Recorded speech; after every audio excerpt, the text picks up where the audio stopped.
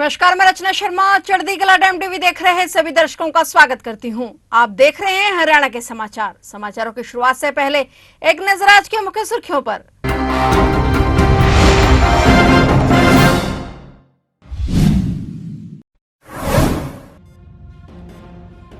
हरियाणा में आज शाम थम जाएगा चुनावी प्रचार। 25 मई को होंगे मतदान। हरियाणा से उतरे हैं कुल 223 प्रत्याशी।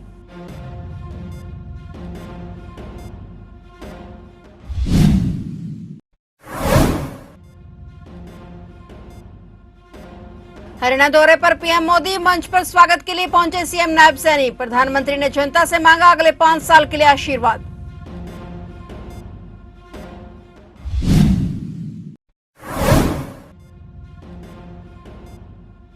सिरसा में प्रियंका गांधी का रोड शो। कहा हरियाणा में बीजेपी के खिलाफ लहर। प्रचार के अंतिम दिन पानीपत में प्रियंका ने भरी हुंकार।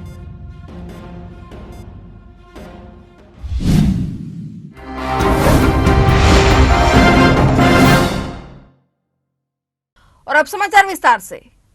हरियाणा में चुनाव प्रचार प्रसार का आज अंतिम दिन है। कुछ ही घंटों के बाद चुनावी प्रचार प्रसार बंद हो जाएगा। इस बीच सभी पार्टी के नेताओं और कार्यकर्ताओं ने पुरजोर लगा रखा है। सभी पार्टियां अपने प्रत्याशी को जिताने के लिए रैली और रोड शो करने में लगी हुई हैं। लोकसभा चुनाव 2024 के 6वें चरण पर मतदान 25 मई को होने हैं और इसके चलते आज शाम 5 बजे से चुनावी शोर थम जाएगा। बता दें कि 25 मई को 7 राज्यों और केंद्र शासित प्रदेशों को मिलाकर कुल 58 सीटों पर वोट डाले जाएंगे। चुनाव के इस चरण में कुल 899 उम्मीदवार अपनी किस्मत को चुनावी रण में आजमाएंगे और इसमें 3 पूर्व मुख्यमंत्री और 3 केंद्रीय मंत्री भी शामिल हैं। सबसे ज्यादा प्रत्याशी 223 प्रत्याशी हरियाणा से खड़े हैं, तो वहीं सबसे कम जम्मू कश्मीर से, जहां कुल 20 उम्मीदवार हैं। जिन 7 राज्यों में 6ठे चरण में चुनाव होने हैं वे राज्य हैं उत्तर प्रदेश, बिहार, जम्मू कश्मीर, हरियाणा, ओडिशा, पश्चिम बंगाल और झारखंड। वहीं हरियाणा की सभी सीटों पर एक साथ चुनाव हो जाएंगे, जो कि 25 मई को हैं।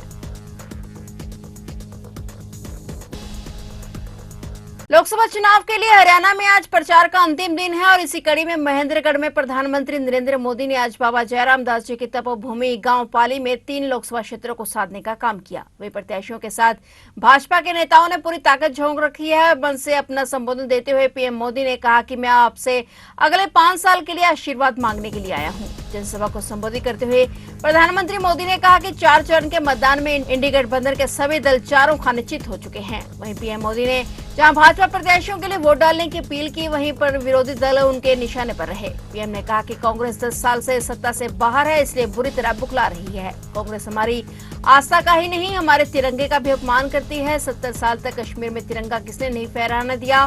कांग्रेस की ये कह रही है कि ये सत्ता में आए तो फिर से 370 लगाएंगे।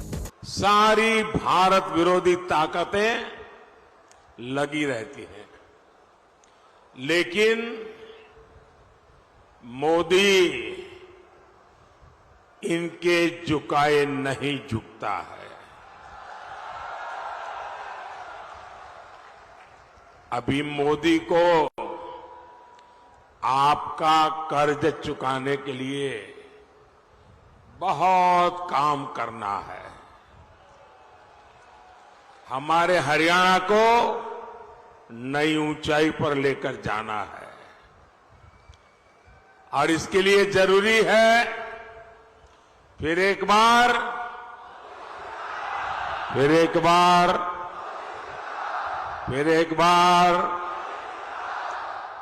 साथियों, ये चुनाव देश का प्रधानमंत्री चुनने का चुनाव है। आप प्रधानमंत्री नहीं चुनेंगे, देश का भविष्य भी चुनेंगे। एक और आपका जांचा परखा सेवक मोदी है और दूसरी ओर कौन है, कोई अता पता ही नहीं है।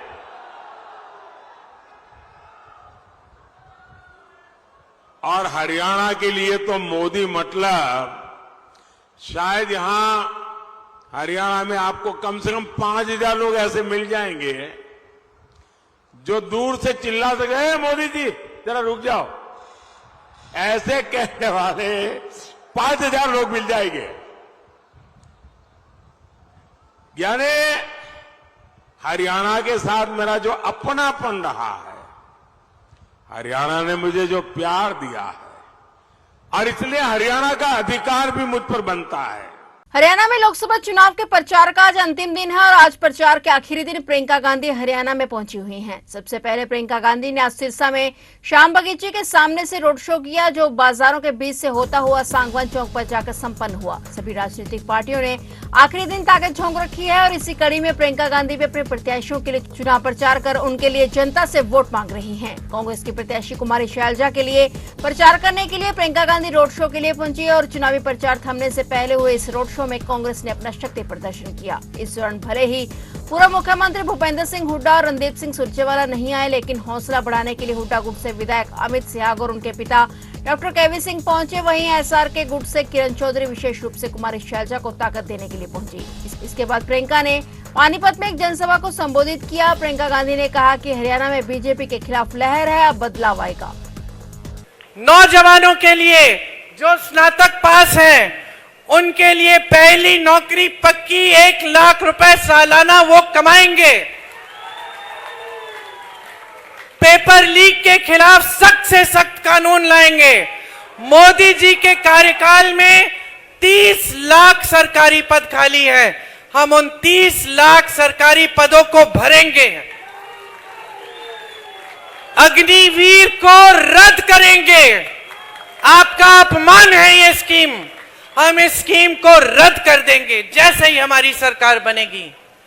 जो मजदूर हैं, जिनका आज शोषण होता है, ठेकेदार कुछ भी दे देता है, रोजगार नहीं है, जो भी दिहाड़ी मिलती है काम कर लेते हैं, हम उनके लिए कानून लाएंगे कि 400 से कम की दिहाड़ी नहीं दे पाएगा कोई।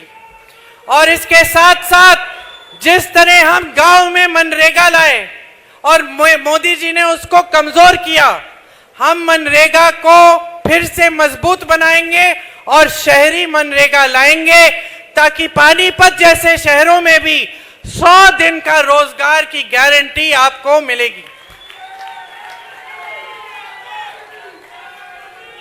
अब मैं आखिरी बात आपसे ये कहना चाहती हूं कि यहां से आपको लगता है कि खट्टर जी चुनाव लड़ रहे हैं, नहीं,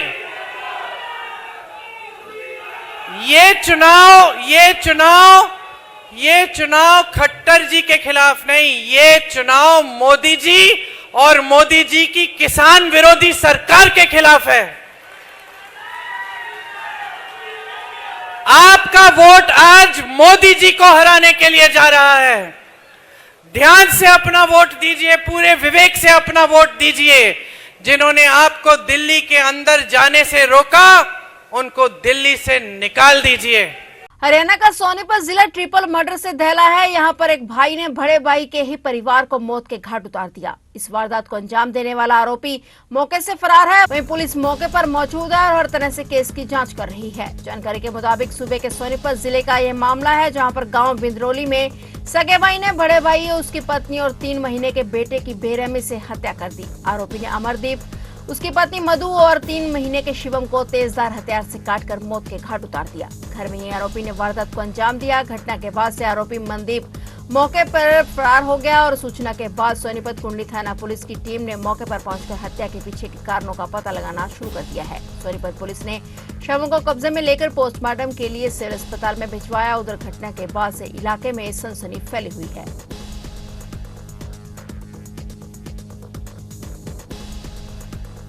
सरकार फसल अवशेषों में आग लगाने वालों पर सख्त रुख अपना रही है। इसी क्रम में कुरुक्षेत्र जिले में भी फसल अवशेषों में आग लगाने वाले किसानों पर सैटेलाइट के साथ साथ अन्य अधिकारियों के माध्यम से निगरानी रखी जा रही है। हरसे के माध्यम से जिले में अब तक 169 और से अन्य माध्यम से 3 जगह पर फसल अवशेषों में आग लगने की सूचना मिली है। इन्हें 172 जगहों में 148 जगहों पर आग लगने की सूचना सही मिली है, जिसमें 144 जगहों पर कृषि भूमि पर आग लगाई गई हुई मिली और जिसके तहत 6 केसों में लोगों के चालान करके 15,000 रुपए जुर्माना लगाया गया और 2 मामलों में कार्रवाई जारी है।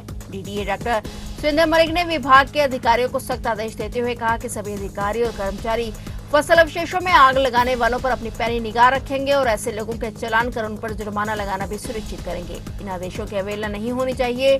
अगर कोई व्यक्ति फसल अवशेषों में आग लगाता है तो तुरंत कार्रवाई अमल में लाई जाए। हरियाणा प्रदेश कांग्रेस कमेटी के प्रदेश वरिष्ठ प्रवक्ता बजरंग गर्ग के निवास स्थान पर स्थानीय शहरवासियों का भव्य सम्मेलन हुआ, जिसमें शहर के सभी संस्थाओं के प्रतिनिधियों ने भारी संख्या में भाग लिया। इस अवसर पर इंडिया गठबंधन के प्रत्याशी जयप्रकाश ने उपस्थित प्रतिनिधियों को संबोधित करते हुए कहा कि मैंने अपने 40 साल के राजनीतिक जीवन में बड़ी विपरीत परिस्थितियों में भी चुनाव लड़े हैं, लेकिन इतना जोश लोगों में पहली बार देखा है। उन्होंने कहा कि इस बार मैं नहीं, जनता यह चुनाव लड़ रही है। इस दौरान उन्होंने भाजपा सरकार पर भी हमला बोला। इस अवसर पर प्रदेश वरिष्ठ प्रवक्ता बजरंग गर्ग ने कहा कि जनता के आशीर्वाद से जयप्रकाश भारी बहुमत से जीत हासिल करेंगे। बजरंग गर्ग ने सभी साथियों से जयप्रकाश को वोट डालने की अपील की। हरियाणा में गर्मी के तेवरों से अभी राहत की उम्मीद नहीं है। इस हिस्से में लगातार दूसरे दिन भीषण गर्मी दर्ज की गई है। शहर का अधिकतम तापमान 47.7 डिग्री सेल्सियस दर्ज किया गया, जो सामान्य से 4 डिग्री ज्यादा है। दक्षिण हरियाणा का अन्य शहरों की स्थिति भी सीसा जैसी रही। बता दें कि मौसम विभाग ने 26 मई तक जारी अपने पूर्वानुमान में बताया कि हरियाणा वासियों को अभी झुलसने वाली गर्मी से राहत मिलने के आसार नहीं है। 26 मई तक भीषण गर्मी और लू का रेड अलर्ट जारी किया गया है। पिछले 2 दिन से हरियाणा के कुछ इलाकों के तापमान में आंशिक नरमी दर्ज की गई, मगर इसका लोगों पर कोई खास फर्क नहीं पड़ा है। पूरे दिन कड़ी धूप जारी रही। मौसम वैज्ञानिकों का कहना है कि हवाओं की दिशा में थोड़ा बदलाव होने की वजह से तापमान में गिरावट दर्ज की गई। रोहतक जेएलएन नहर में डूबे युवक का शव मिल गया है। झज्जर जिले के दूबलधन गांव से गुजर रही जेएलएन नहर में युवक का शव पुलिया पर पड़ा मिला। शव मिलने की सूचना स्थानीय लोगों के द्वारा झज्जर पुलिस को दी गई। सूचना के बाद मौके पर पहुंची पुलिस की टीम ने शव को अपने कब्जे में लेकर पोस्टमार्टम के लिए नागरिक अस्पताल में भेज दिया है। उसकी शिनाख्त रोहतक निवासी 18 वर्षीय रवि पुत्र रूप सिंह निवासी कबीर कॉलोनी रोहतक के रूप में हुई है। पुलिस को रवि के डूबने की सूचना मिली थी। पुलिस टीम ने कार्रवाई करते हुए गोताखोर की टीम को बुलाकर सर्च अभियान भी चलाया, लेकिन उसका शव बरामद नहीं हो पाया। मगर अब उसका शव दूबलधन पुलिया के नजदीक जेएलएन नहर से बरामद हुआ है। हरियाणा के पानीपत जिले के मतलोड़ा कस्बे में गांव भालसी के पास बड़ा हादसा देखने को मिला। यहां पर एक सीएनजी कार में अचानक आग लग गई और बाद में कार में ब्लास्ट हो गया। देखते ही देखते कार आग का गोला बन गई। गनीमत रही कि कार में सवार 5 लोग बाल बाल बच गए। हादसे के समय 5 युवक कार के अंदर थे। स्थानीय लोगों और राहगीरों ने कार के शीशे तोड़कर कार सवारों को बाहर निकाला। सूचना मिलते ही दमकल भी मौके पर पहुंचे और किसी तरह आग पर काबू पाया गया। फिलहाल घायलों को इलाज के लिए नजदीकी अस्पताल में भर्ती कराया गया है। तो ये थे हरियाणा के समाचार और नए समाचारों के साथ फिर से हाजिर होंगे। तब तक के लिए देखते रहिए चढ़ती कला टाइम टीवी।